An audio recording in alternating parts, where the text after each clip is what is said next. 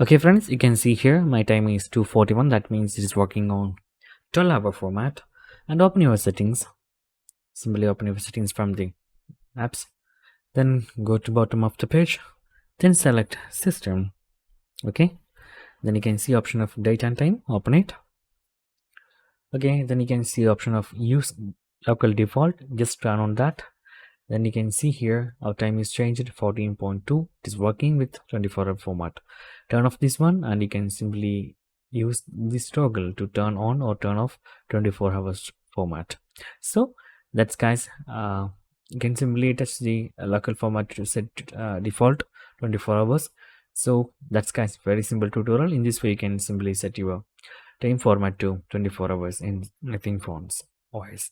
So that's guys, very simple tutorial. And if you need any kind of Android or iPhone tutorial, just comment below. I will post my replies as videos so you can easily watch and understand it.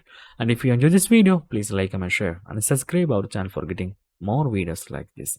Thank you so much for watching. Have a nice day. Bye bye.